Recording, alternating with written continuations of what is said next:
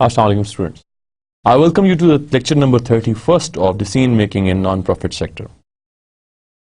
Today's agenda is we will be having a review of first 15 chapters, and then the next coming lecture, which is lecture number 32, we will be having the review of lecture number 16 to lecture number 30th.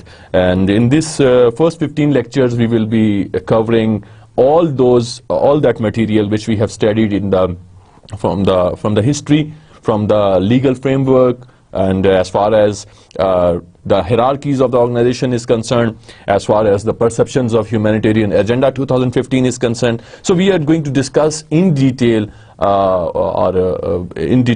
in the lectures, and now we are going to have a revision of all first 15 lectures which we have studied, and we have thoroughly covered each and every bit of information of non-profit sector organizations. So we will be having a glimpse today of first 15 lectures, and this is going to be an asset for you because of the fact that all lectures are very detailed, in depth, and they have got lots and lots of information regarding non-profit sectors in Pakistan.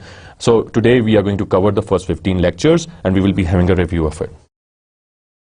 First and foremost lecture was about the non-profit sector organization's history, and we discovered that voluntary and philanthropic initiatives and practices date back in the history in the region of Pakistan before recorded history, and are mentioned in the regional folklore. It is the part of history in Pakistan, and when Pakistan was made in 1947, it took birth in 1947. From the start, we have witnessed that our ancestors, we have witnessed that non-profit sector organizations played their role vital and an important and beneficiary role for the people or for the citizens of Pakistan. When the large influx of people they came over here in Pakistan, when in the form of refugees, in the state of refugees, then government was not having lots of facilities regarding how to tackle or how to provide relief activities or relief efforts towards those all refugees. So non-profit sector organizations, they came in.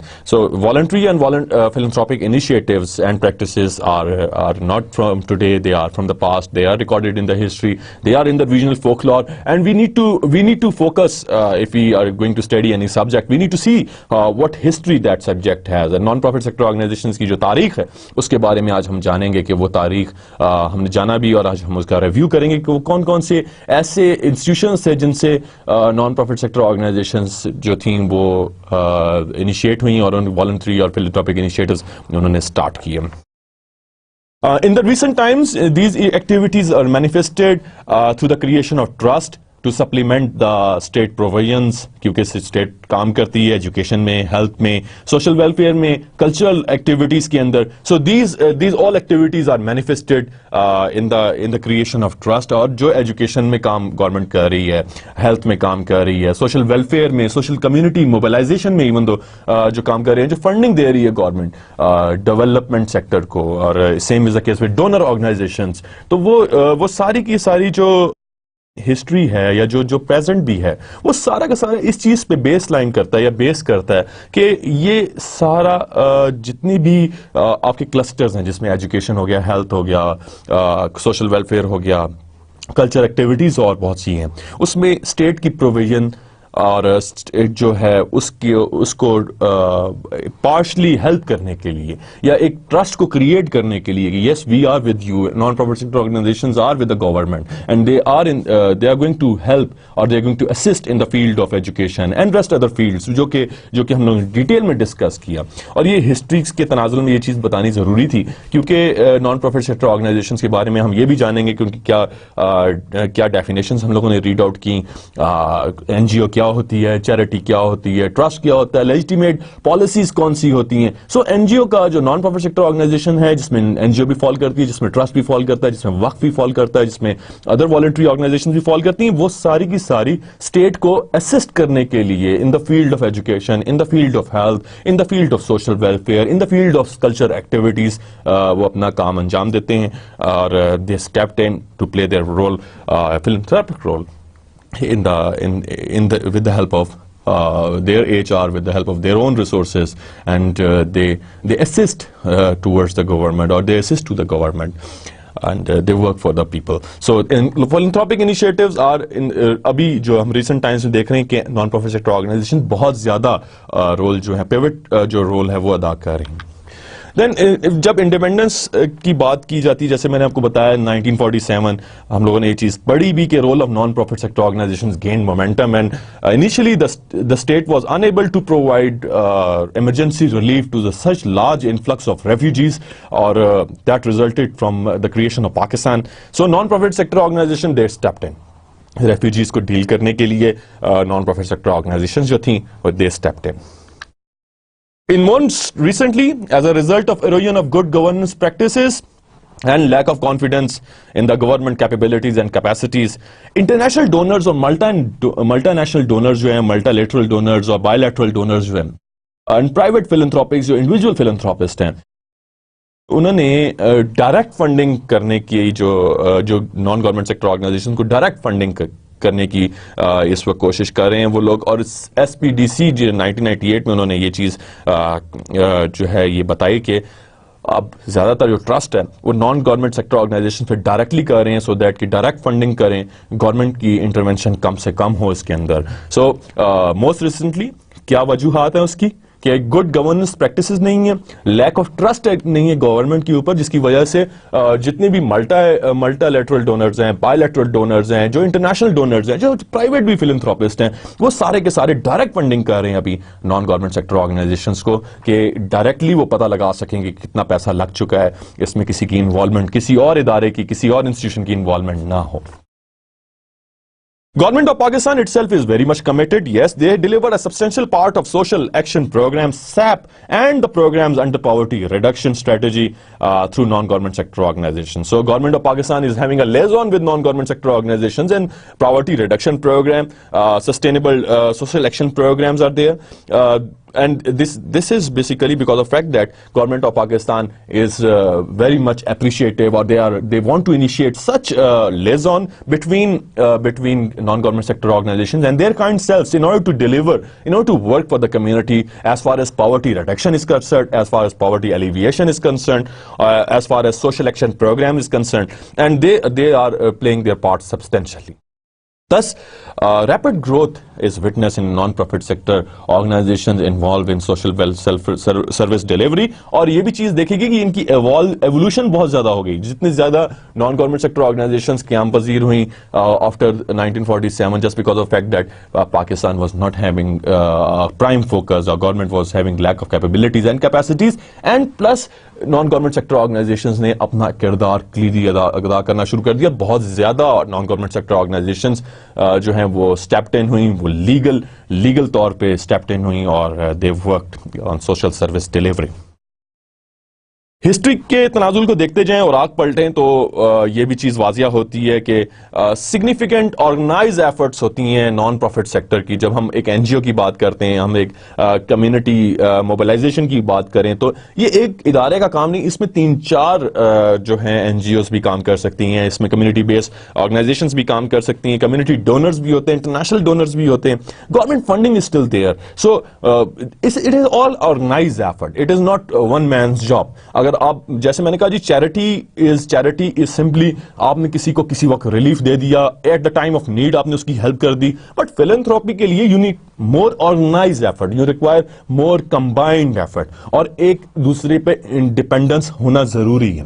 اگر آپ نہیں کریں گے اس طرح تو naturally جس community کے لیے آپ کام کر رہے ہیں وہ جو ہے وہ خوشحال نہیں ہوگی, یا وہ جو ہے پروان نہیں چڑھ سکتی. جیسے کہ میں نے آپ کو بتایا کہ you need to teach them how to catch fish. You don't need to catch fish and آپ نے ان کو فش پکڑا دی. آپ نے ان کو یہ سکھانا ہے کہ مچھلی پکڑتے کس طرح. ان کو اپنے مدد آپ کے تحت آپ نے کھڑا کرنا ہے. ان کو اپنے کمیونٹی ڈونرز کی پارٹیسپیشن بہت زیادہ ہے, انٹرنیشنل لوکل ڈونرز کی پارٹیسپیشن بہت زیادہ ہے, government funding is still there. So it's a combined effort, it is not one man job, it is not a sole job of one human. اور اس میں کمبائنڈ ایفرٹ کی زیادہ ضرورت ہے, اور it's organised effort of non profit sector is required. In recent years, non-profit sector organizations have become increasingly involved in community-based initiatives for social and economic development in order to improve quality of life and help alleviate poverty. Poverty کو ختم کرنا ہے, which is a menace to the society.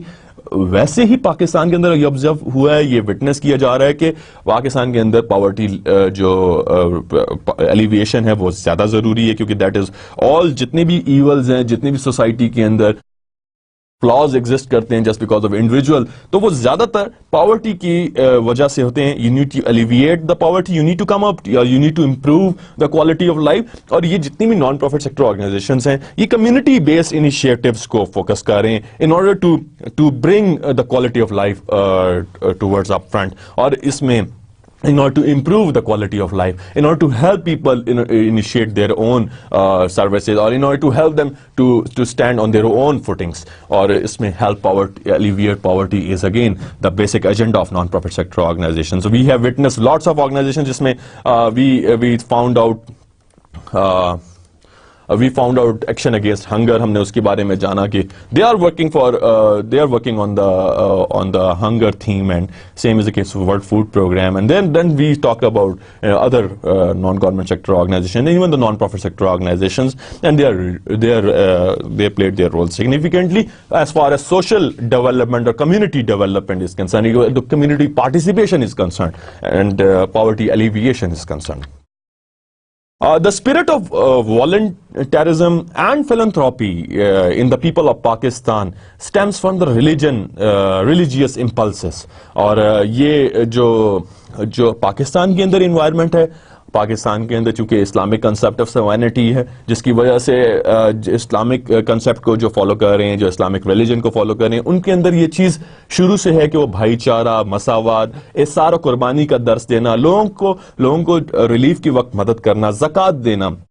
اور یہ ساری کی ساری چیزیں کیونکہ ریلیجیس امپلسز ہیں ہمارے پاس ریلیجیس گراؤنڈنگز ہیں, یا روٹس ہمارا جو ریلیجن ہے وہ یہ چیز سکھاتا ہے کہ ہم لوگ فلنتھراپی اور والنٹیرزم, جس میں ہم لوگ والنٹری طور پہ لوگوں کے لیے کام کریں, جس میں بلڈ دینا, ڈونیشنز دینا, پیسوں کی ڈونیشنز دینا, چیزوں کی ڈونیشن. ہم نے دیکھا 2005 میں بھی جب زلزلہ پاکستان کو ہٹ ہوا, یا 2007-8 میں جب سیلاب ہٹ ہوا, 2011 میں سیلاب ہٹ ہوا, تو بھی people of Pakistan were very keen to help those people who were affected by that disaster. اور یہ ریزن جو ہے, یہ چونکہ ہم لوگوں کی ریلیجیس امپلسز ہیں, ہم لوگوں کی گراؤنڈڈ فوٹنگز جو ہیں وہ just because of religion of Islam کی وجہ سے ہیں, تو voluntary initiatives and plus philanthropic initiatives are witnessed and they are in the picture. So system of zakat کی اگین بات کی جائے, اور ادر میکینزمز جتنے بھی ہیں جو کہ ہم لوگوں نے اپنے لیکچرز میں ایک ڈیٹیل اسٹڈی کی, جو کہ اسلامک ٹیچنگز پہ بیس کرتے ہیں, جو یہ بتاتے ہیں کہ you need to help the poor, you need to help those people who require assistance at the time of need, and you need to devote your resources to them. You need to see other human, and this is again a social power جس کی بیس پہ non profit sector organisations Pakistan میں کام کر رہے ہیں. even though people of Pakistan are continuously working on philanthropic initiatives, and we have witnessed کہ 1951 میں ایدھی سیٹ اپ جو تھا وہ اسٹیبلش ہوا. دین آغا خان فاؤنڈیشن والے ہیں, then again Oxfam G B ہے, there international non government sector organisations equally, and they are national level, local level non-government sector organizations, and we have studied a lot about them کہ وہ کس طریقے سے اپنی مدد آپ کے تحت لوگوں کی ہیلپ کر رہے ہیں, اور کہ جس جگہ پہ فنڈنگ ڈیمانڈ ہوتی ہے تو ایک proper technical proposal, financial proposal کی ڈیٹیلز تیار کرتے ہیں, اور وہ پھر جا کے لوگوں کو we will study again those all those all steps and those all procedures کہ کس طریقے سے آپ نے وہ ساری کی ساری فنڈنگ کا حصول کرنا ہے. اور سیم بتانے کا مقصد یہ کہ یہ ساری کی ساری چیزیں ہم لوگوں کی چونکہ وی فالو اسلامک پلرز اینڈ اسلام پاکستان میں اسلامک ٹیچنگز ہیں, it is based on the Islamic perspective. So system of zakat and other mechanisms are there to help people to improve their quality of life, to help people alleviate poverty, even though to help people in the form of in the time of need as far as health is concerned, as far as any other disaster is concerned. In the year 2000 جیسے آغا Khan Development net work نے report کیا 1.6 billion hours of time 1998 میں صرف people Pakistan نے volunteer کیے اپنے just فلنتھروپک initiatives کے لیے, اور 141 بلین روپیز کو کنٹریبیوٹ کیا which is 1.5% of gross domestic product in 1998 just. Aga Khan Development Network 2000 میں ان کی یہ ریکارڈنگ ہے کہ ان کی رپورٹس ہیں کہ 1.6 بلین آورز لوگوں نے ویسٹ کیے, لوگوں نے کنٹریبیوٹ کیا 41 بلین روپیز کا, اور جو کہ 1.5% آف جی ڈی پی ہے to the philanthropic initiatives, to the social initiatives, to the community initiatives just in 1998. Then history of philanthropy and voluntary initiative goes back to the early recorded history with the geographical boundaries now called Pakistan. اور اس کا آج بھی تاریخ کے اوراق پلٹیں تو آپ کو naan profit sector organisations کی تاریخ آپ کے سامنے آ جائے گی, جب سے پاکستان کا وجود ہوا, جب سے بلکہ اس سے بھی پہلے ہم دیکھیں گے کہ 712 عیسوی میں جب مسلمان جب محمد بن قاسم نے بر صغیر پاک و ہند پہ جب اٹیک کیا, اور اس وقت سے لے کے یا اس سے پہلے بھی اسی ایریے میں اسی جیوگرافیکل ریجن کے اندر فلنتھروپک اور دوسرے انیشیٹو جو کہ سوشل ویلفیئر کے لیے تھے, جو سوشل سروس ڈیلیوری کے لیے تھے, جو کمیونٹی پارٹیسپیشن کے لیے تھے, ان کے لیے ان آرگنائزیشنز نے کام کیا. اور religion has been the foremost driving force because Islam teaches کہ آپ نے غریب لوگوں کی مدد کرنی, آپ نے چیریٹی کے لیے کام کرنا, آپ نے سسٹم آف زکات دینا, اپنے فلنتھروپک انیشیٹوز پہ کام کرنا ہے. This is because the driving force behind this whole phenomena. Then if we go towards the history, so we have discussed in detail کہ ہندوازم کے اندر جو ان کے ٹیمپلز ہیں اس کے ذریعے بھی فلنتھروپک انیشیٹوز اور غریبوں کی امداد کی جاتی ہے. دین بدھسٹ کے جو مونارکس ہیں اس کے اندر بھی کرسچن مشنریز ہیں, وہ بھی لوگ کرتے رہے, اور اسٹرانگ بیسس تھی ان کی, انہوں نے لوگوں کی ہیلپ کی, لوگوں کی خدمت کی in the time of need. And then Christianity is there, then Sikhism there, Islam میں جو صوفی خانقاہ تھے ان کے ذریعے بھی جو ہے فلنتھروپک انیشیٹوز اور ادر انیشیٹوز جو تھے وہ ریکارڈ کیے گئے. اور پھر دیکھا کہ 712 عیسوی میں جب اسلام برصغیر پاک و ہند میں آیا تو مدرسہ اور مساجد کا جو رول تھا in the form of in order to help people to provide them philanthropic help اور assistance, اس میں بہت زیادہ تھا. لوگوں کی سنی جاتی ہے مدرسہ میں اور مساجد کے اندر ابھی بھی. اور پھر دیکھا گیا کہ 15ویں سینچری میں 16ویں سینچری میں جس وقت کرسچن مشنریز اس برصغیر پاک و ہند میں آئے تو انہوں نے ایجوکیشن پہ کام کیا, انہوں نے ہیلتھ پہ کام کیا. And then we also witness that کہ 1947 سے پہلے Dayal Singh trust, Ganga Ram trust, N E T engineering university جو کہ ایک پارسی فنڈنگ سے بنی وہ بھی ہے, پھر محمدین ایسوسی ایشن, انجمن جو تحریک اسلام, یہ ساری کی ساری جتنی بھی تھیں یہ وہ انسٹیٹیوشنز تھے, یہ وہ ادارے تھے جو کہ فلنتھروپک انیشیٹوز میں کام کرتے رہے. اور چونکہ برٹشرز چاہتے تھے کہ یہاں پہ چونکہ فلنتھروپک اور والنٹری نیچر لوگوں کی بہت زیادہ ہے تو وہ اس طرح کے سیٹ اپس, اس طرح کے انسٹیٹیوشنز بنا کے ان کی امداد کرنا چاہتے تھے. اور وہ آپ نے دیکھا کہ Mohammedan association, Dayal Singh trust, Ganga Ram trust, hospitals بہت بڑے نام ہیں. پھر یونیورسٹی آف انجینئرنگ جو technology we have in Karachi, اور اس میں N E D university in Karachi, اس کی بھی فنڈنگ ایک پارسی کی طرف سے ہوئی. اور نادر شاہ اڈل جی جو تھے وہ ان کے اس وقت کے فاؤنڈر تھے. دین وی ہیو وٹنس اباؤٹ حکیم سعید اسٹارٹڈ مکتبہ ان 1980, جب انہوں نے 1985 میں اسٹارٹ کیا, ایک چھوٹے سے کمرے سے اسٹارٹ کیا, اور وہ چھوٹے سے کمرے کو خود ہی جھاڑو لگاتے تھے اور اس کے بعد خود ہی اپنے ملازمین کے ساتھ بیٹھ کے کھانا کھاتے تھے. اور آپ نے دیکھا کہ ہمدرد یونیورسٹی کا کیمپس دیکھ لیجئے, آپ ہمدرد دواخانے کو دیکھ لیجئے, کس طریقے سے لوگوں کی امداد کر رہے ہیں. And then we have got recent examples too, اور اس ایگزامپلس کے اندر we have got Eidhi Trust, Eidhi Foundation. Equally, we have got Chhapa wale bhi hain. Equally, we have got یہ شوکت خانم میموریل ہاسپٹلز والے بھی ہیں. So we have got lots and lots of examples of philanthropic activities and initiatives. لیکن اس کی history date back record کی گئی ہے. تاریخ کے پس منظر میں بھی دیکھیں تو آپ کو نان پروفٹ سیکٹر آرگنائزیشنز کی تاریخ نظر آئے گی. اور آج کی بھی بات کریں تو آج بھی نان پروفٹ سیکٹر آرگنائزیشنز اپنا کلیدی کردار, سبسٹینشیل پارٹ جو ہے وہ سوشل سروس ڈیلیوری میں ادا کر رہے ہیں, کوالٹی آف لائف کو امپروو کرنے کے لیے ادا کر رہے ہیں. اگر تھوڑا سا اوور ویو دیکھا جائے کہ کیا نان پروفٹ سیکٹر آرگنائزیشن پہ ہم نے اتنی ڈسکشن کی, کیا ہے نان پروفٹ سیکٹر آرگنائزیشن, ان کا کام کیا ہے. سو ان کے میجر کام کے اندر نان گورنمنٹل کام جس میں گورنمنٹ کا کوئی رول نہ ہو, والنٹری ہو, کمیونٹی بیسڈ ہو, چیریٹیبل ہو, ویلفیئر سوسائٹیز فالو اپ کرتی ہیں. یہ وہ انسٹیٹیوشنز ہیں جو کہ نان پروفٹ سیکٹر آرگنائزیشنز میں کام کرتے ہیں. اور زیادہ تر میجر اگر آپ دیکھیں تو اس میں اسکولز بھی ہیں, ہاسپٹلز بھی ہیں, ڈسپینسریز بھی ہیں, ہیومن رائٹس آرگنائزیشنز بھی ہیں, اسپورٹس کلب بھی ہیں, مدرساز بھی ہیں جو کہ پرائمری اسکولنگ کرتے ہیں, ریزیڈنٹ ویلفیئر ایسوسیشنز بھی ہیں, محلہ کمیٹیاں بھی بنی ہوئی ہوتی ہیں.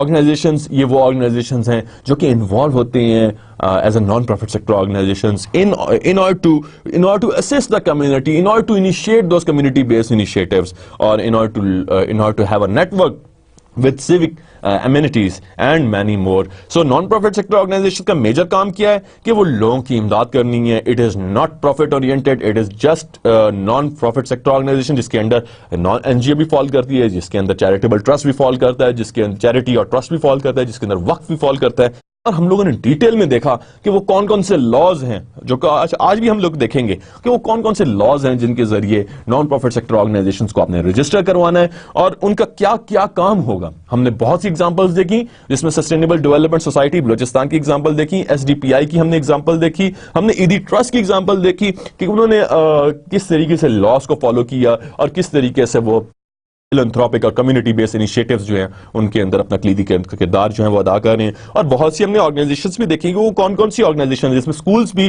نان پروفٹ سیکٹر آرگنائزیشن میں فال کرتے ہیں, ہاسپٹلز بھی فال کرتے ہیں, دین چیریٹیبل انسٹیٹیوشنز بھی ہیں, ڈسپینسریز بھی ہیں, ہیومن رائٹس آرگنائزیشنز بھی ہیں, اسپورٹس کلب بھی ہیں, مدرساز بھی ہیں. یہ سب وہ آرگنائزیشنز ہیں جو کہ نان پروفٹ سیکٹر آرگنائزیشنز ہیں. دین ہم نے کہا کہ جی ایک این جی او ہے یا کوئی ایک ادارہ ہے جو کہ چیریٹی کے اس پہ ایم پہ بیس ہے یا ٹرسٹ ہے, وہ ٹرسٹیز ہیں اس کے, وہ ایک ٹرسٹ ایکٹ کے تحت رجسٹرڈ ہے. اگر ایک این جی او ہے تو voluntary social welfare ordinance of 1961 کے تحت رجسٹرڈ ہے یا سوسائٹیز رجسٹریشن ایکٹ کے تحت رجسٹرڈ ہے. وہ ساری کی ساری آرگنائزیشنز کا ہر ایک آرگنائزیشن کا اپنا ایک ویژن, اپنی گائیڈنگ فلسفی ہے, ایک اپنا انٹینجیبل امیج ہے کہ ہم نے 20 سال کے بعد کمیونٹی کو کہاں لے کے جانا ہے. ہم نے اگر یہ انیشیٹو لیا یا ہم غربت پہ کام کر رہے ہیں, کیا ہم پورے پاکستان سے غربت ختم کر دیں گے؟ کیا ایک این جی او پورے پاکستان سے غربت ختم کر دیتی ہے؟ تو ہر ایک آرگنائزیشن کا اپنا ایک انوائرمنٹ ہے, انٹرنل اور ایکسٹرنل, اور پھر ایک اسٹریٹجی وہ فارمولیٹ کرتے ہیں کہ ہمارا ویژن کیا ہوگا, ہمارا مشن کیا ہے, ہمارے کون کون سے آبجیکٹیوز ہوں گے اور ہماری کون کون سی پالیسیز ہوں گی, اور ان پالیسیز کو اسٹریٹجی امپلیمنٹیشن پارٹ میں امپلیمنٹ کرتے ہیں جس میں پروگرامز ہیں, بجٹس ہیں, پروسیجرز ہیں, اور at the end there is evaluation and control. جیسے میں نے آپ کو ایک ویژن کی ایگزامپل دی کہ میں 2040 تک 40 کارڈک ہاسپٹل بنانا چاہتا ہوں.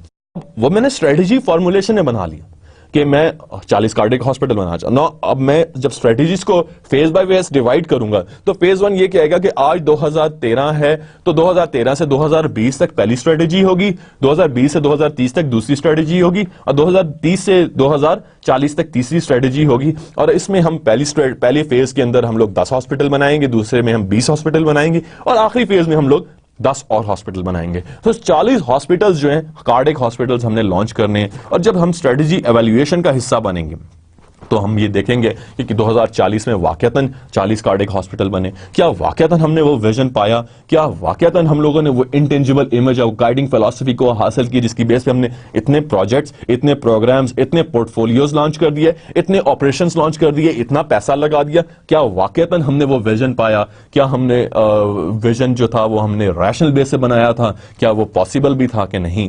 یہ ساری کی ساری چیزیں اس ڈائیگرام جو کہ ابھی آپ کے سامنے ہے اس کی بیس پہ چلتی ہیں. ہر آرگنائزیشن کا اپنا ویژن ہے, اسٹریٹجی فارمولیشن پارٹ ہے, اسٹریٹجی امپلیمنٹیشن پارٹ اور strategy evaluation part. Then vision اور مشن کو دیکھ لیں تو it should be based on the concept of rationality, دانش مندی کے کنسپٹ پہ بننا چاہیے, ریشنل ہونا چاہیے. اف آئی سے alleviate poverty from whole over Pakistan, is it possible? ذہن نہیں مانتا, عقل نہیں مانتی. پاسبل چیز یہ ہے کہ ہاں میں ایک علاقے سے غربت ختم کر دوں گا, یا میں ایک علاقے پہ ایجوکیشن کی فیسلٹیز دے دوں گا, میں ایک علاقے کے لیے ہاسپٹل بنا دوں گا. قطرہ قطرہ دریا بنتا ہے. اگر میں یہ کہنا شروع کر دوں کہ میں پورے پاکستان سے غربت ختم کر دوں گا, it seems a bit irrational. اسی طرح اگر میں یہ بات آپ کو اگزامپل دیتا چلوں جے ایف کینیڈی کی, کہ پریزیڈنٹ جے ایف کینیڈی نے کہا I'll take the man to the moon and I'll bring him back, late 1960s میں. اور جب before his assassination J F Kennedy نے یہ اسٹیٹمنٹ دی کہ I'll take the man to the moon and I'll bring him back, rationally یہ چیز possible نہیں تھی. یہ ویژن ایموشنلی چارج تھا. Technology made it possible.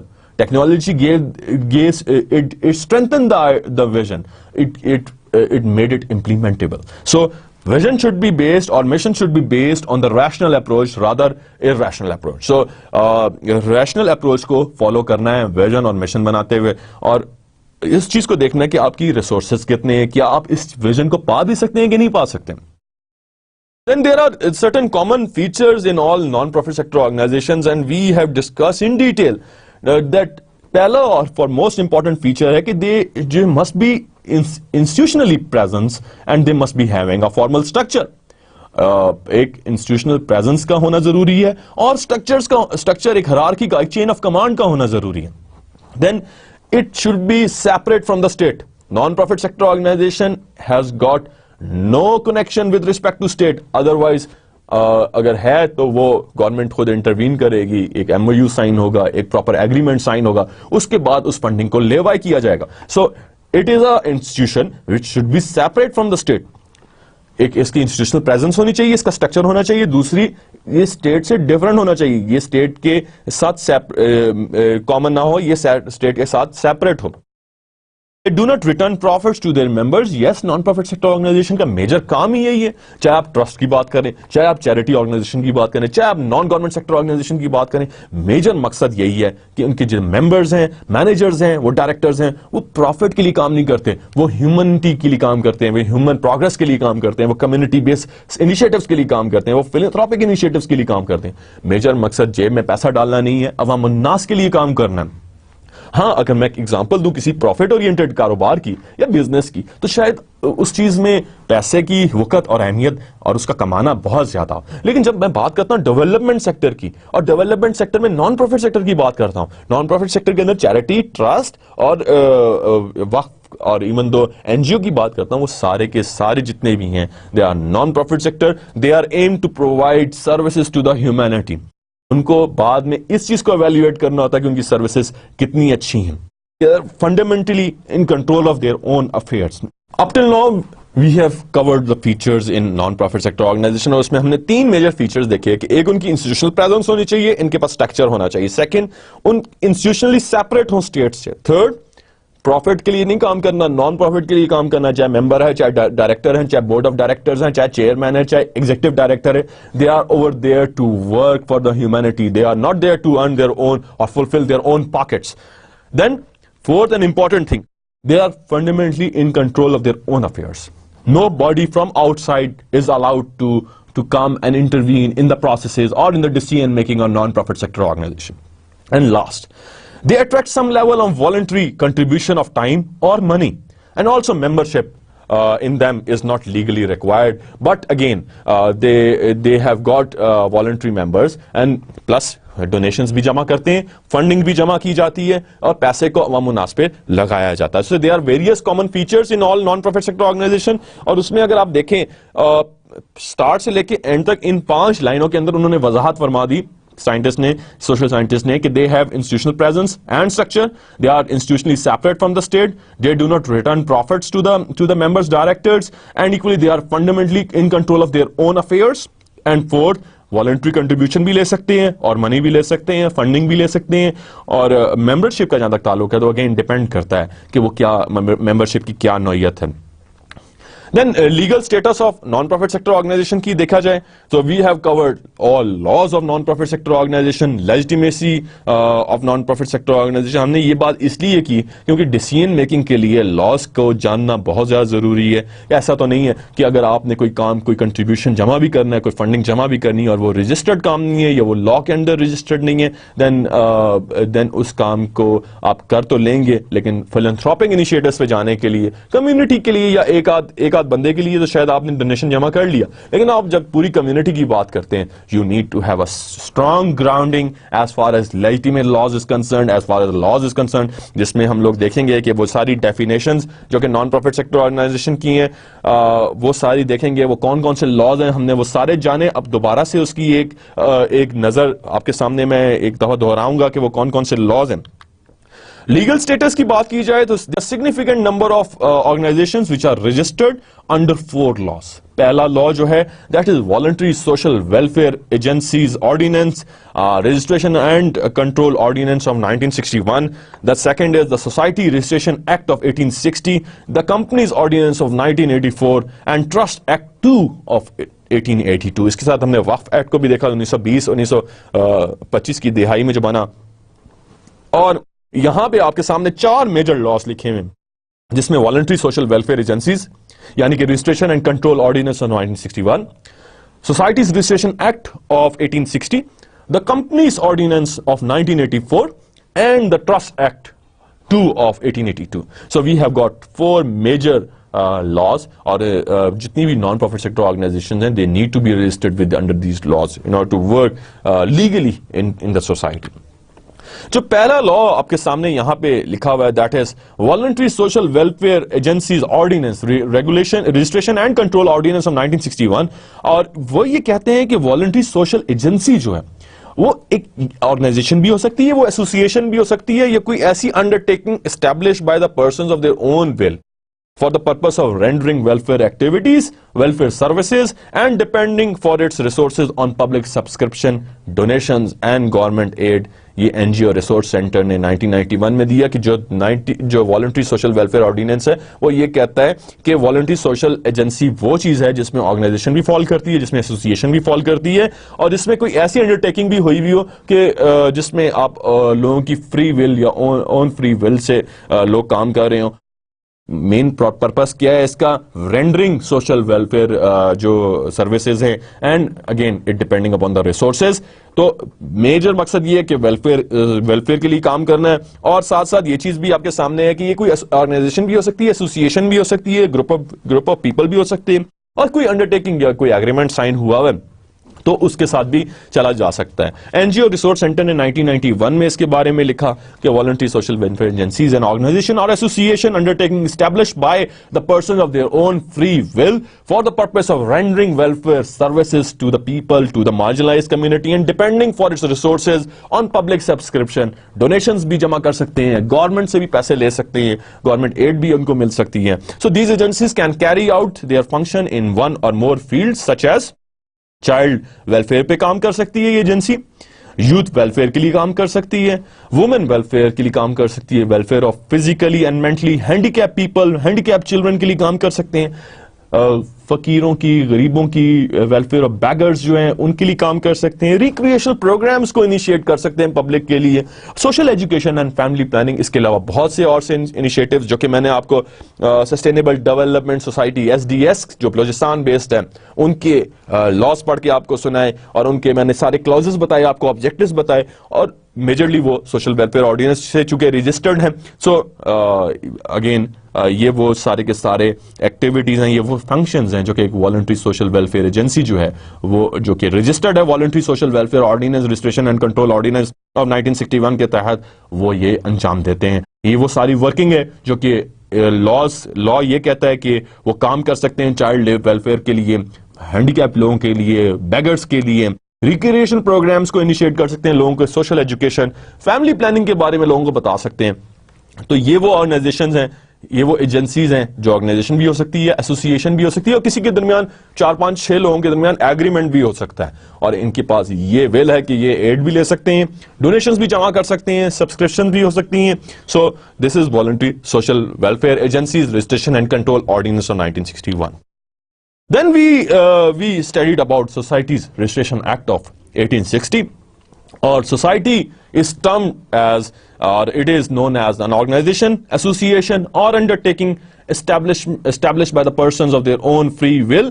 اور اگین آرگنائزیشن بھی ہو سکتی ہے, ایسوسیشن بھی ہو سکتی ہے, کوئی انڈرٹیکنگ بھی ہے, اس کو بھی لایا جا سکتا ہے. دیز سوسائٹیز میں be establish for the promotion of, کوئی سائنس کو پروموٹ کریں, لٹریچر کو, فائن آرٹس کو پروموٹ کریں, لوگوں کو نالج دیا جا رہا ہے, پولیٹیکل ایجوکیشن لوگوں کو دی جا رہی ہے, چیریٹیبل سروسز پہ کام کیا جا رہا ہے, foundation and maintenance of libraries, reading rooms کو بنایا جا رہا ہے, پینٹنگ گیلریز کو بنایا جا رہا ہے, نیچرل ہسٹری کے جتنے بھی مانومنٹس ہیں ان کو کلیکٹ کیا جا رہا ہے, ان کو سیف گارڈ کیا جا رہا ہے, میکینیکل اینڈ فلاسفیکل انوینشنز کوئی آ رہی ہیں, ریلیجیس اینڈ ایجوکیشن سروسز دی جا رہی ہیں. تو یہ وہ سوسائٹیز ہیں جو کہ ان چیزوں کی بیس پہ, ان پلرز کی بیس پہ کام کر سکتی ہیں, اور they need to register their self with the societies registration act of 1860. Then is Securities and Exchange Commission of Pakistan Companies Ordinance Section 42 of 1984, جو Companies Ordinance ہے 1984 کا Section 42 یہ کہتا ہے وہ associations جو کہ formed ہوتی ہیں for promoting commerce, arts, science, religion, sports, social services, charitable or any other useful purposes may be registered as non-profit companies provided they apply or intend to apply their profits if or any other income in promoting their objectives and prohibit the payments of dividends to their members. In most cases, registered non-profit companies are organizations engaged in research with donor funding, clubs and very large organizations engaging in delivering social and welfare services. تو companies ordinance جو 1984 ہے اس کے section 42 کے تحت جو society registered ہوگی وہ non profit sector, non profit company کے طور پہ رجسٹرڈ ہوگی, اور وہ جو پیسہ بھی پائیں گے وہ ڈیویڈنڈ کے طور پہ اپنے ممبرس کو, اپنے بورڈ ممبرس کو نہیں دیں گے یا ای ڈی کو نہیں دیں گے. وہی پیسہ لگایا جائے گا ریسرچ کے کام میں یا کسی اور تھیم میں, جیسے کہ تھیمز میں نے آپ کے سامنے ڈسکس کی جو کہ اس کمپنیز آرڈیننس 1984 کے تحت ایز اے سوسائٹی کے طور پہ رجسٹرڈ ہوتی ہیں. دین ٹرسٹ کی بات کی گئی. جنجوا نے 2000 میں اکارڈنگ ٹو ہم trust is an obligation annexed to the ownership of property. It is a gift of property to a person or institution providing benefit to both parties. آپ نے کسی جگہ پہ لینڈ ڈونیٹ کر دی کسی ہاسپٹل کو اور اس نے وہاں پہ ہاسپٹل بن گیا, اور یہ ایک ٹرسٹ ایکٹ کے تحت 1882 کا ٹرسٹ ایکٹ ہے, اس کے تحت trust is registered. It's an obligation annexed to the ownership of a property. It is a gift of property to a person. gift بھی ہو سکتا ہے, انسٹیٹیوشن کو بھی دیا جا سکتا ہے. providing benefit to both parties. For the creation of trust, it is necessary that there should be a creator or author of the trust, a person in whom the confidence is reposed, the trustee, and a person for whose benefit the trust is created, the beneficiary. So one is trustee, other one is beneficiary. Trustee جو کہ جس نے trust کا قیام کیا, اور beneficiary جو کہ اس کا benefit لے گا. A trust may be created for any lawful purpose which can be revoked. The Trust Act with the component for public trust provides legal cover for private acts of public charity and allows the creators of the trust tremendous flexibility in their operations. So a Trust Act جو 1882 کا ہے وہ یہ چیز بتا رہا ہے کہ it has got two major entities. One is the trustee, other one is the beneficiary. اور یہ گفٹ دیتے ہیں, پراپرٹی کا بھی دے سکتے ہیں اپنی فری ول سے, جو بھی چوائس ہے کسی بندے کو دے سکتے ہیں, کسی انسٹیٹیوشن کو دے سکتے ہیں, ڈائریکٹ ٹرسٹ کو دے سکتے ہیں. So a trust which is registered, properly registered, and it should be registered under Trust Act of 1882, or a trust may be created for any lawful purpose which can be revoked. Then the major important thing was on the basis of which the whole subject is prepared. It is data collection strategy. How organization data for how non-profit sector organization data is important, and equally we have witnessed that the purpose of data collection exercise was to estimate the size of the non-profit sector in terms of paid and voluntary employment, operating and development expenditures, number of organizations and number of memberships. Again یہ بتا رہا ہے آپ کو کہ ایک naan profit sector organization کتنا پے کر رہے ہیں, کتنا والنٹری امپلائمنٹ دے رہے ہیں, آپریٹنگ اینڈ ڈیولپمنٹ ایکسپینڈیچرز ان کے کتنے زیادہ ہیں, نمبر آف آرگنائزیشنز کتنی زیادہ ہیں, نمبر آف ممبرشپس کتنی زیادہ ہیں.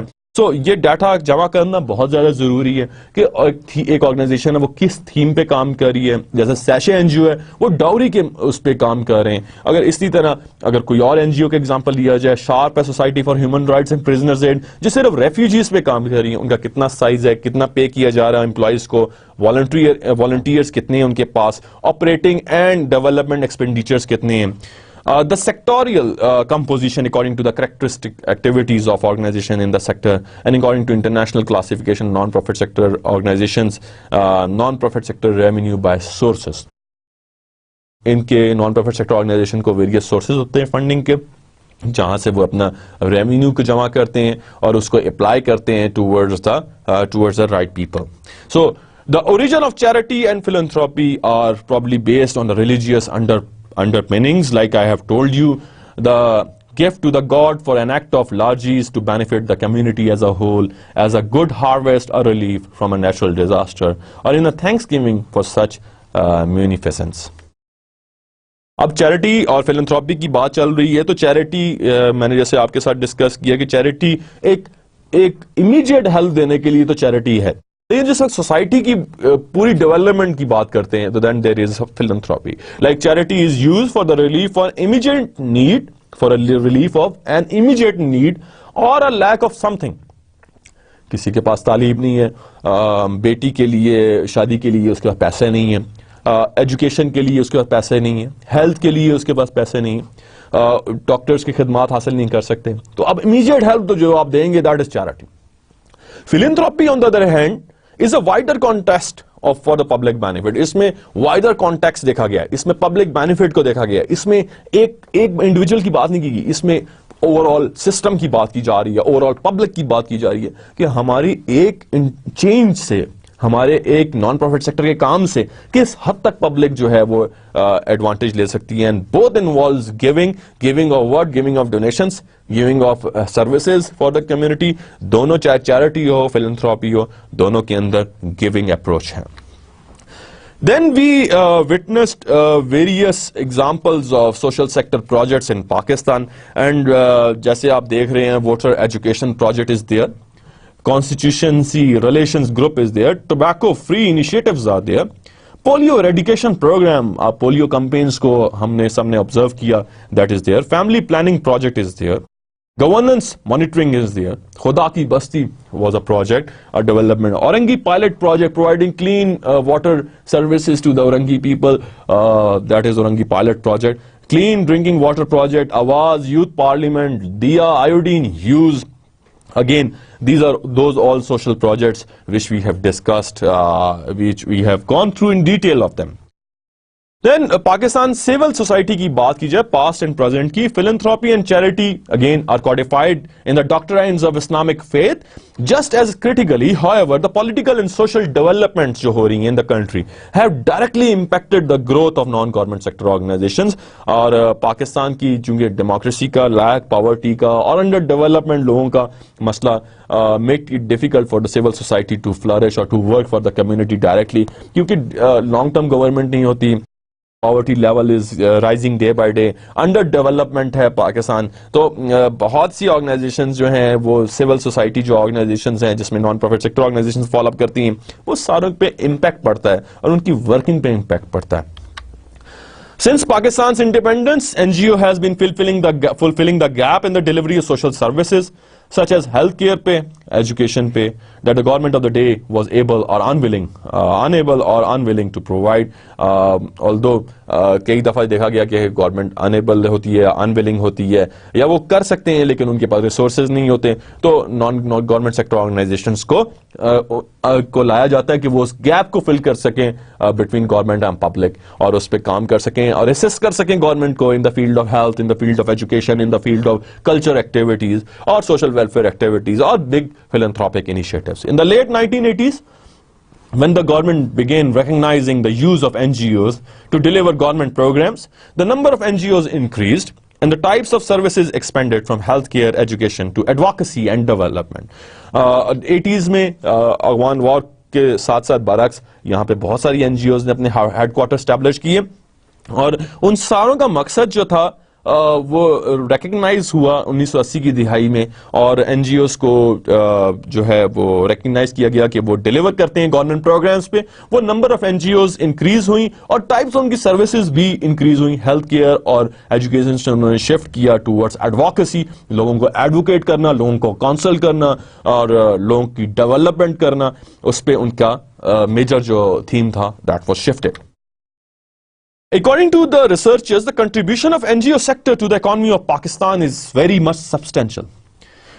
This important role, however, has not resulted in harmonious relationship with the state or widespread support for NGOs among the people of Pakistan. As in most non-democratic countries, while the Pakistan government does not actively discourage NGOs that provide education, health, and welfare services. So majorly یہ چیز observe کی گئی ہے کہ ایک harmonious relation شپ exist کرتا ہے government کے اور این جی او کے ورکنگ کے اندر, اور این جی او کو سپورٹ جو ہے لوگوں سے بھی ملتی ہے. اور ہم نے یہ دیکھا کہ اور ریسرچرز نے بھی یہ بات کی کہ کنٹریبیوشن جو این جی او سیکٹر کا وہ بہت زیادہ ہے اکانومی آف پاکستان میں, and it's substantial. Further, it fueling the appearance that in the later role, NGOs are seen as competition for the government in funds and influence. Further fueling the appearance that NGOs are engaging in anti-state activities in the presence of foreign funding. So, those all foreign funding and anti-state activities are there, and they are in the competition to get more funding, and they get more influence as far as government is concerned. So we further fueling in the appearance of non-government sector organizations we have witnessed. There is no single body of law that governs NGO in Pakistan. The constitution guarantees citizens the right to assemble subject to any reasonable restrictions imposed by the law in the interest of public order. In addition, depending on the source, there are between 10 to 18 different laws in Pakistan that may govern as NGO. اور اس میں 4 laws آپ کے ساتھ discuss کیے گئے ابھی. Several of these laws are based on the British laws enacted by the colonial rules in the mid to late 1800s before Pakistan and India's partition. اور ہم نے یہ observe کیا کہ legal regulations جو ہیں 10 سے لے کے 18 laws ہیں جو کہ ایک نان گورنمنٹ سیکٹر آرگنائزیشن کو لیجیٹیمیٹ کرتے ہیں, اور ایک سنگل لا باڈی نہیں. اور اس میں اگر آپ دیکھیں تو کون کون سے لاز ہیں that govern N G Os. اگر اس میں دیکھیں there are registration laws, and then there is a reporting relationship, and that define 2 major categories ہیں اس میں. رجسٹریشن لاز ہیں آپ کے پاس اور ٹیکسیشن لاز ہیں. First you need to register your N G O or your civil society, any other non-profit sector organization, either trust or charity, under a charitable act, under a trust act. And then there is a taxation law. جو registration law کی بات کی گئی, that define internal governance and the reporting relationship between the state and non-profit sector organization. And actually the second law is the taxation law. 2 major laws ہیں, one is registration law, other one is taxation law with respect to NGOs. Why most of the NGOs are unregistered? Many NGOs in Pakistan are unregistered according to a study which is conducted in 2000. Unregistered NGOs comprise 38% of all NGOs. اگر میں 100% میں 38% نکال دوں تو شاید اس کی reason یہی ہو سکتی ہے کہ high rate it very but میں انکلوڈ ہائی رجسٹریشن فیس ہوتی ہے. Discretionary and inconsistent implementation of registration laws by the government authority, شاید 1-2 ریزنس ہیں جو کہ سائنٹسٹ نے مینشن کی ہیں. اور these are the only 2 major of few reasons جن کی بیس پہ این جی اوز کو ان رجسٹر کے طور پہ لوگ جو ہیں وہ چلاتے ہیں. لیکن رجسٹریشن کرانا بہت زیادہ ضروری ہے. میجرلی میں نے آپ کو بتایا, one is registration law, other one is taxation law. For those N G Os that do choose to register, if they are registered, they must be having an ability to enforce by laws. They must be having statutory requirements that force an NGO to become organized. They must be having legal status at the official level and among donors. The ability to open their own NGO's personal account, bank account. They must be able to sign contracts. They must be able to indemnify employees, and the ability to qualify for financial assistance and tax exemption. سو یہ وہ laws ہیں, یہ وہ benefits ہیں جو کہ ایک N G او enjoy کرتی ہے after registration, after having a registration from a competent authority, after having a registration from the competent entity. اور اس اسٹیک ہولڈر کی رجسٹریشن کے بعد این جی اوز ان ساری کی ساری جو بینیفٹس ہیں ان کو انجوائے کرتے ہیں. جیسے میں نے 4 لاز کا ذکر کیا, دوبارہ آپ کے سامنے آ گیا. One is societies registration act of 1860, other one is trust act of 1882, then voluntary social welfare agencies registration and control ordinance of 1961 and companies ordinance 1984, جو کہ ہم لوگوں نے ابھی آپ کے سامنے ہم لوگوں نے وٹنس کیا. They are estimates that voluntary social welfare ordinance کے بارے میں کہ registration is again optional, but they are provisional level voluntary social welfare organisations and law making bodies, جہاں پہ آپ کو یہ رجسٹریٹ کروانا ہوتا ہے اپنی ایجنسی کو. According to 2000 40.5% of all registered NGOs are societies, 15% are agencies registered under voluntary social welfare ordinance, agencies ordinance, and 6% are trusts. There are certain similarities among the laws. Major similarities, they need to get themselves registered. Number one, registration law is there. Other one is taxation law is there. So similarities can be found between and among the laws. For example, none of the registration laws prescribe a time period by which the government must accept or reject the application. So there is no time frame as far as registration is concerned. اور اس میں کوئی اس حوالے سے time period کے حوالے سے prescription نہیں موجود. Then we gone through to various organizations. We found out the role of United Nations in the non-profit sector organization, or in the community-based initiatives, or in the philanthropic initiatives, and we have found out various organizations, and we got various examples of it. First and foremost important terminology or acronym which we need to look on it is BINGOs. They're like big international non-government sector organizations. Then there is BONGOs, which business organized non-government sector organizations. Then CBOs, community-based organizations. Then CSOs, civil society organizations. Then ENGOs, environmental NGOs. Then GONGOs, government organized NGOs. Then IPOs, indigenous people organizations. Then GROs, grassroots level organizations. GSCOs, global social change organizations. And NPOs, non-profit sector organizations. And VOs, voluntary organizations. So there are various organizations جن کو United nations نے اپنے اکرونیم اپنی terminology کے حساب سے wording دی ہے, تو اس میں آپ کے سامنے BINGOs, BONGOs, C B Os, C S Os, E N G Os, GONGOs, I P Os, G R Os, G S C Os, N P Os and V Os موجود ہیں. اگر ہم تھوڑا سا یونائٹڈ نیشن کے perspective کو دیکھتے چلیں کہ ڈونر جیسے یونائٹڈ نیشن ہے, یونیسیف ہے, United Nation International Children Education Fund جو ہے, they have worked lot in Pakistan and Charsadda city کے اندر آپ کے سامنے ایک ایگزامپل ہے. They were working on they have they camps on the outskirts of Charsadda city, and the camps are hosting a total of 332 families, including some 1460 children and 440 women. UNICEF is providing water and sanitation, health and hygiene, child protection services for those displaced people, internally displaced people کے لیے. UNICEF نے 332 families کے لیے, جس میں 1460 children ہیں اور 440 women ہیں, ان کے لیے clean health facilities, hygiene facilities, child protection services فراہم کریں یونیسیف. اور یہ ایگزامپل میں یونیسیف کی اپنی ویب سائٹ سے لی ہے, جس میں United nations international child children Education fund نے بچوں اور وومن کے لیے یہ کیمپ اسٹیبلش کیا ہوا ہے جو کہ انٹرنلی ڈسپلیس پیپل ہیں. یونیسیف ایگزیکٹو ڈائریکٹر جو ہیں اینتھونی لیک, وہ ایڈمنسٹر کر رہے ہیں اورل پولیو کمپین کو, ویکسینیشن کو, اور یہ پرانگ گورنمنٹ پرائمری اسکول کے اندر, جس میں شیلٹر کے اندر چارسدہ ڈسٹرکٹ کے اندر یہ کام ہو رہا ہے, جو کہ پاکستانی پروونس آف کے خیبر پختونخوا کے اندر چارسدہ موجود ہے, اور وہاں پہ یہ کیمپ اسٹیبلش ہے جو کہ انٹرنلی ڈسپلیس پیپل کے لیے کام کر رہے ہیں.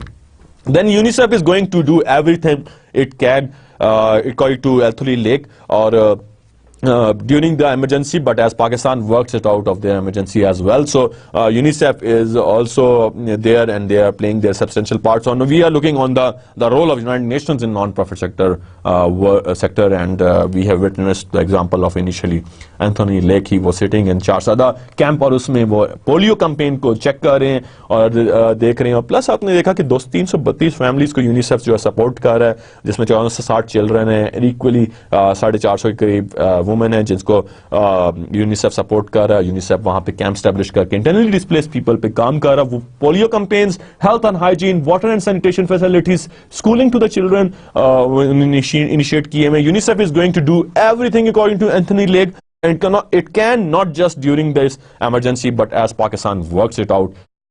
of this emergency as well. So it's not only the duty of United Nations International Children Education Fund, but it is also the obligation to the Pakistani people. They need to work for the community, and Mr. Lake is giving his comments. Then if we go to the UNICEF requirement, یہ بتانے کا مقصد یہ کہ UNICEF کی جو requirement 2012 کے monsoon floods کی وجہ سے جنریٹ ہوئی, which is UNICEF urgently need $15.4 million to provide flood affected communities with timely and adequate assistance through the next 3 months. So یہ 2012 کے مونسون فلڈ کے بعد یونیسیف کی جو رپورٹ تھی اس میں ان کو $15.4 ملین چاہیے تھے کہ 3 مہینوں کے آنے والے 3 مہینوں کے لیے وہ کام کر سکیں انٹرنلی ڈسپلیس پیپل پہ. اگر تھوڑا سا ہنگر فیکٹس کو دیکھا جائے, کیونکہ World Food Programme is working very substantially very widely for the people of Pakistan, for the people of for those communities, for those internally displaced people in Swat, in Bunair, in other areas, and in Khyber Pakhtunkhwa agency federal tribal areas کے اندر بھی اگر hunger status کو دیکھا جائے جس میں world Food programme اپنا جو ٹرانسپیرنٹ سسٹم ہے, one of the most transparent systems in Pakistan United nations کا, ان کے اگر دیکھا جائے تو تھوڑا اسٹیٹس کو دیکھا جائے تو monsoon floods in August hit country already grappling with high levels of malnutrition, high food prices and humanitarian crisis across its border with Afghanistan, and جس کی وجہ سے بہت زیادہ ہنگر ایشو جو ہے وہ سامنے آیا, اور اس میں مال نیوٹریشن بھی ہے, پانی کا مسئلہ بھی ہے, فوڈ کی سپلائی بھی نہیں ہے. تو ورلڈ فوڈ پروگرام نے بچوں کے لیے ایک دودھ کا ڈبہ بھی ڈیزائن کیا, ایک پروڈکٹ کو انیشیٹ کیا جو کہ وہ انرجی جس کے اندر شامل کی گئی ہے, اور اس پروڈکٹ کو انہوں نے بچوں کے اندر تقسیم کیا, اور اس کی ایک فیڈ جو ہے وہ ایک ہنگری بچے کو 6 سے 7 گھنٹے تک جو ہے اس کو ٹھیک رکھتے ہیں. اور وہ یہ اس طرح کی انیشیٹوز ورلڈ فوڈ پروگرام, اب کیش فار فوڈ کا کنسپٹ بھی ورلڈ فوڈ پروگرام لے کر آ رہا ہے کہ آپ food in the form of cash وہ دیں گے, لوگ کام کریں گے. اس حوالے سے بھی World Food Programme is working. اور آپ نے دیکھا, تھوڑا سا ہم جان لیں کہ اس ہنگر اسٹیٹس کی کیا ڈیٹیلز ہیں. ان فلڈس کی وجہ سے 20 ملین لوگ افیکٹ ہوئے ہیں, جس میں جو ہے 10 million of home required emergency food assistance World Food Programme جس پہ کام کر رہی ہے. Nearly 1 in 2 Pakistanis are at risk because of widespread hunger, اور اس میں 82.6 ملین پیپل جو ہیں وہ ایسٹیمیٹ کیے گئے ہیں جو کہ فلڈس کی وجہ سے ابھی ریسنٹلی half the population جو ہے پاکستان کی they require food assistance and they are insecure as far as food assistance is concerned and they are hungry, اور اس میں nearly 1 in 2 Pakistanis are at risk. Then is widespread poverty, and estimated 36% of Pakistanis live below the poverty line and almost half are illiterate. So poorer households typically spend over 60% of their income on food. تو زیادہ تر پیسہ جو ہے وہ food پہ لگاتے ہیں جو غریب لوگ ہوتے ہیں. So again World Food Program is playing their role. Then poor sanitation facilities. 50% of all Pakistanis have little or no access to clean toilets and drinking water, a condition that renders them vulnerable to infectious diseases. Yaqinan, World Food Program is also working on the sanitation facility. Even the Save the Children UK is also working on the sanitation facility. I have witnessed one camp in Charsada, Uthman Zai, and I found out Save the Children UK and NRSP and SRSP, they are all working for the clean water facility towards those all internally displaced people. So poor sanitation is again there. UNICEF is working even though on the sanitation facility, on the health and hygiene facility, even though rest of other organizations also working, but United Nations is playing their role importantly because they are having these stats in the picture. Then is child mortality. The biggest killer of children under 5 is Pakistanis are diarrhea and acute respiratory infections. These are the causes of the death of the children in Pakistan. کہ اس میں diarrhoea کا rate, اس میں acute respiratory سانس کی تکلیف infections جو بہت زیادہ ہیں. So under nourishment is another cause کہ بچے بڑھتے نہیں ہیں, ان کی growth نہیں ہوتی ہے. 38% ان کے کیسز ریکارڈ ہوئے. تھوڑا سا وائلنٹ کنفلکٹ کو دیکھا جائے. Conflicts along Pakistan north west border with Afghanistan has forced millions of people to move from that area which is close to the border towards rest of the areas, or they are internally displaced people. And World Food Program in 2008 has provided over 2.6 million of them with food assistance. Then is rising hunger. We need to witness the volatile food prices, which are going just because of the inflation rate. The persistent rise in the general price level is very high, and that is another case of food hunger. Over the past 7 years, we have pushed the number of people who depend on food assistance in Pakistan, 38% of population, to 49% in 2009. And is wheat dependency. We need to witness that in Pakistan that people are more dependent on the wheat and on the wheat and the crop, and as a result of flooding which submerged around 16% of all arable land in Pakistan, zyadar wheat ki crops tabah ho gayi thi, aur jiski wajah se World Food Program is also providing wheat towards to all those affectees or internally displaced people. So now we are at that point that we need to understand the role of United Nations and all humanitarian organizations. Back in 2005 when earthquake hit Pakistan, اور اس میں یہ چیز ہم نے دیکھی کہ آپ کے سامنے یہ میک میں جو کہ OCHA which is Office for the Coordination of Humanitarian Affairs, انہوں نے یہ چیز ترتیب دی، اور آپ نے یہ دیکھا کہ 2005 میں جب زلزلہ پاکستان کو ہٹ کیا یا ارتھکویک نے پاکستان کو ہٹ کیا، ڈیزاسٹر نے ہٹ کیا پاکستان کو، تو اس وقت آپ کے سامنے ایپی سینٹر میں ایک یہ ورڈنگ ہے کہ جی ایپی سینٹر میں آپ کے پاس 2008 میں 8:50 لوکل ٹائم پہ 7.6 میگنیچیوڈ کا جو ارتھکویک ہے وہ وٹنس ہوا، جس کی ڈیپتھ جو تھی 10 کلومیٹرز تھی اور لوکیشن 34.432 نارتھ اور 73.537 ایسٹ تھی، اور مور دین 140 آفٹر شاکس ریسیو ہوئے جب زلزلہ ہٹ ہوا. اور ہم لوگوں نے اپنے کورس کے اندر وہ اسٹڈی کو پڑھا جس کا میں خود حصہ رہا، perceptions of humanitarian agenda 2015 post Pakistan earthquake study by Andrew builder. میں ان کی فیلڈ ٹیم میں تھا اور آپ کے ساتھ وہ شیئر کرتا جا رہا ہوں کہ ایپی سینٹر جو اس کا تھا that was near Balakot. Muzaffar آباد کی پاپولیشن 200,000 ہے اور ڈسٹرکشن 80 to 90% ہوئی ہے. پاکستان میں کلنگز جو اگر دیکھی جائے 25,180 کلنگز ہوئی ہیں اور انجرڈ 60,000 ہیں اور افیکٹیز 4 ملین ہیں. یہ اگر Indian administrative part of Kashmir کو دیکھا جائے تو اس کے اندر کلنگ 1,280 ہیں، مسنگ 14 ہیں، انجرڈ 5,944. 50,000 ونٹرائز فیملی ٹینٹس، ہیلی کاپٹرز کا استعمال کیا گیا، 30,000 کے قریب ٹروپس تھے جو کہ افغانستان سے ڈائریکٹ US فورسز کے آئے. اور ہم لوگوں نے یہ دیکھا کہ ان لوگوں نے کس طریقے سے، لوگوں کی کیا پرسپشن تھی کہ ان لوگوں نے کس طریقے سے، ان ہیومینیٹیرین آرگنائزیشنز نے، ان ہیومینیٹیرین ایکٹرز نے، ان ملٹری فورسز نے، پیراملٹری فورسز نے کس طریقے سے ہیومینیٹیرین ایکشن کو انجام دیا، کس طریقے سے افیکٹیز کے لیے یا مارجنلائز کمیونٹی کے لیے کام کیا.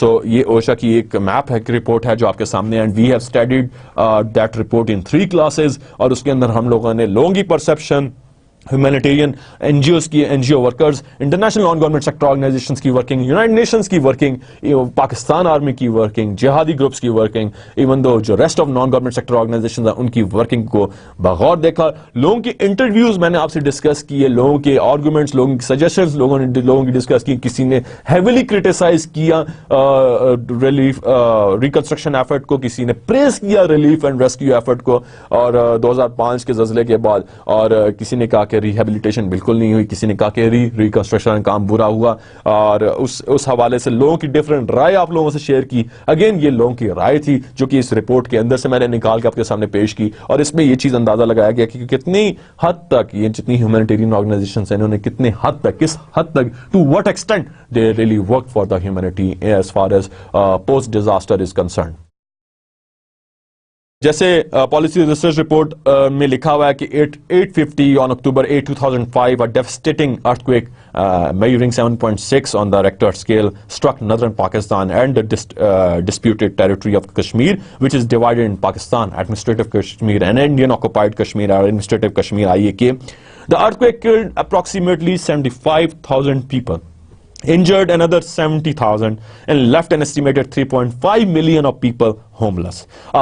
A massive humanitarian relief and rescue effort was undertaken. That was led by Pakistan Army, even though civil society of Pakistan, even the public of Pakistan, even the people of Pakistan, and every single bit of food, even though every single bit of help which Pakistan public or Pakistan Army has to provide, and they help and they work for in the relief and rest of the phases once the disaster hit Pakistan at that point of time. And the objective was to have a clear view that the evaluation of overall earthquake response given by these organizations, जिसमें United Nations ने भी काम किया, जिसमें army ने भी काम किया, जिसमें इंटरनेशनल NATO ने भी काम किया, US forces ने भी काम किया. The objective was to learn from the perceptions of those affectees or those people कि उनकी क्या perceptions थी, क्या negative perceptions थी, क्या positive perceptions थी कि पाकिस्तान earthquake के बारे में, as well as those involved in relief and reconstruction efforts, ERA के बारे में लोगों की क्या राय थी, जो फेडरल रिलीफ कमीशन था उसके बारे में क्या राय थी, to better understand some of the key challenges कि किस तरीके से ह्यूमैनिटेरियन ऑर्गेनाइजेशन को बेहतर तरीके से काम करना चाहिए और ह्यूमैनिटेरियन असिस्टेंस ऑर्गेनाइजेशन को बेहतर तरीके से काम करना चाहिए. इसमें मैंने ये भी आपके साथ शेयर की कि कल्चर की जो सेंसिटिविटी थी उसके साथ भी आपको डिस्कस किया कि किस तरीके से अगर कोई पख्तून एरिया से उठ के आज़ाद जम्मू कश्मीर में काम कर रहा है तो लोग क्या समझेंगे, लोगों की क्या परसेप्शन थी. इवन दो इंटरनेशनल जो NGOs थी जिन्होंने पाकिस्तान में काम किया उनके लिए उनके बारे में लोगों की क्या राय थी. ज्यादातर लोग इस चीज पे फोकस थे कि ये जो जितनी भी एफर्ट थी humanitarian effort, it was based on the strong pillars of philanthropic initiatives and it was based on the total rescue efforts and humanitarian rescue efforts. और इसमें सिर्फ ह्यूमैनिटी के लिए वो सारे काम करने के लिए आए हैं, लेकिन कुछ पेसिमिस्टिक परसेप्शंस भी थी जो ये कहते थे कि ये सारी की सारी जितनी भी ह्यूमैनिटेरियन एफर्ट हैं just to promote their own western agenda, just to promote their own religion, just to get the data for their own government. Western help इसलिए आ रही है. लेकिन आपने देखा टर्किश डॉक्टर्स ने काम किया, मैंने आपके साथ क्यूबन डॉक्टर की एग्जाम्पल शेयर की, मैंने आपके साथ नेटो फोर्सेस की एग्जाम्पल शेयर की, मैंने पाकिस्तान आर्मी की एग्जाम्पल आपसे शेयर की जिसमें 27 डेज में जो है road which is leaving from Kohala towards Muzaffarabad which was open, और then it was backed by reconstruction effort, जिसको हेविली क्रिटिसाइज किया गया लोगों की तरफ से कि आर्मी को इसमें इंटरवीन नहीं करना चाहिए, लोकल गवर्नमेंट और प्रोविंशियल गवर्नमेंट का काम है. Again, army has played its role because army का कोई सेपरेट एजेंडा तो नहीं है कि वो इतने बड़े डिजास्टर को जो है वो टैकल डाउन करें. It is the duty of local and provincial government, even the federal government, कि वो इस सिचुएशन में अपने ऐसे कमीशन बनाए, अपनी ऐसी disaster management and prevention committees या लिएजन स्टैंडिंग कमेटीज बनाए कि वो डायरेक्टली जाके without the help of army वो काम कर सकें. लेकिन army has played their role significantly, और उसमें हमने देखा कि ह्यूमैनिटेरियन एक्शंस और ह्यूमैनिटेरियन असिस्टेंस ऑर्गेनाइजेशन के बारे में लोगों की राय क्या है. देन जिस सेंटर ने उस रिपोर्ट को पब्लिश किया दैट इज फाइनस्टाइन इंटरनेशनल सेंटर, और जो रिपोर्ट का जो मेन मकसद था that was universality, cohesiveness, security, counter terrorism. इस पे कोहेसिवनेस, इस पे काम था रिपोर्ट का कि कितनी हद तक यूनिवर्सैलिटी पाई जाती थी, कितनी हद तक वो कोहेरेंट अप्रोच थी, काउंटर टेररिज्म के हवाले से किस हद तक काम किया, और देन सेफ्टी एंड सिक्योरिटी की बात की गई इन्हीं ह्यूमैनिटेरियन एक्टर्स की, और लोगों की इंटरव्यूज मैंने आपके साथ शेयर किए. Universality of humanitarianism. Is there anything truly universal but what we call humanitarian action, or the principles apparatus of the humanitarian action preceded by those people? और हमने वो universality के जो universal कोई functionality of those humanitarian actions उसको हमने observe किया. Then terrorism and counter terrorism के बारे में हमने जाना, लोगों की इंटरव्यूज देखे, लेकिन कई लोगों की ये राय थी कि जिहादी ग्रुप्स पहले पहुंचे, उन्होंने लोगों की इमदाद की, और फिर कई लोगों की राय थी कि नहीं, जिहादी ग्रुप्स जो है वो बहुत बाद में आए, पहले Pakistan army I. Then coherence and integration between all actors कितनी ज्यादा थी, लोगों की वो राय भी मैंने आपके साथ शेयर की. देन सिक्योरिटी के हवाले से जितनी ह्यूमैनिटेरियन ऑर्गेनाइजेशंस काम करती रही, NGOs काम करती रही, उनकी सिक्योरिटी के हवाले से, उनकी बेनिफिशरीज के हवाले से किस तरीके से लोगों की क्या राय थी, लोगों की क्या परसेप्शन थी, वो आपके साथ शेयर की. Then methodology was based on conducting over 3-week period in Islamabad once we went to the site, to those areas, और 3 week के ये रिसर्च थी, और इसमें 3 districts which were badly affected by the earthquake, جیسے Mansehra, Battagram, North West Frontier Province and Muzaffarabad districts in Pakistan administrative Kashmir. ان کے اندر جا کے لوگوں کے انٹرویوز کیے گئے, لوگوں سے معلومات دی گئی, لوگوں کی پرسیپشنز جانی گئی, اور وہ آپ کے ساتھ میں نے ان ڈیپتھ شیئر کی. سورسز آف انفارمیشن جو تھے, جو آپ کے ساتھ اس ریسرچ رپورٹ کے حوالے سے شیئر کی گئی, 55 کی انفارمنٹ انٹرویوز تھے, جس میں government officials, N G O, red crescent, donor agencies, politicians, religious leaders, journalist and academics سے انٹرویو کیے گئے. 30 سے قریب فوکس گروپ ڈسکشنز تھیں, 262 کمیونٹی انٹرویو کیے گئے, انٹرنلی ڈسپلیس پیپل سے, پالیٹیشین سے, پروفیشنل سے اور این جی او اسٹاف سے. 8 detailed questionnaires completed by international aid workers working for NGOs, UN and donor agencies. اور sources of information کو زیادہ دیکھتے جائیں تو these included 19 male focal group discussions with 162 participants, 7 female focus group discussions with 54 participants, and 4 mixed group discussions with 46 male and female participants. And author conducted 7 focus group discussions himself, and Dr. Andrew Wilder was here, and the rest was conducted by 3 Pakistani researchers, isme Asif Shahzad, Madam Shaheen Khan, and myself. We were the part of it, and we conducted the rest focus group discussions.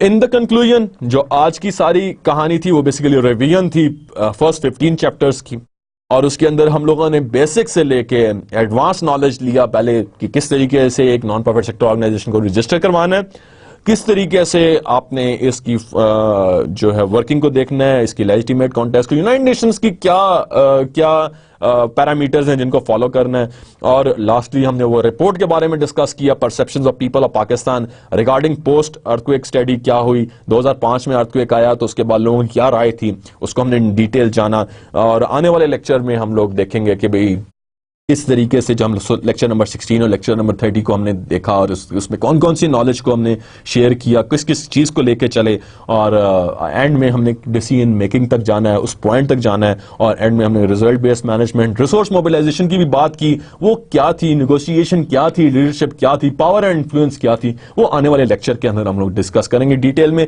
لیکن پہلے 15 lecture کو ہم نے دوبارہ سے revise کیا ہے, دوبارہ سے جانا ہے کہ اس کے اندر N G O sector, non profit sector organisation کس طریقے سے کام کر رہی ہیں. آئی ہوپ کہ میرا یہ لیکچر آپ کو سمجھ آ گیا ہوگا, کیونکہ دس از ریویژن نمبر 1 اور آف ہول 15 لیکچرز, اور ریویژن نمبر 2 میں جو ریسٹ آف دا لیکچرز ہیں ان کو میں کور کروں گا, اور جو ساری ڈیٹیلز ہیں, اور کوئی ایسی چیز رہ گئی ہے تو اس کو بھی کور کیا جائے گا. آئی ہوپ کہ میرا یہ لیکچر آپ کو بہتر طریقے سے سمجھ آ گیا ہوگا. نیکسٹ لیکچر کے لیے اللہ حافظ.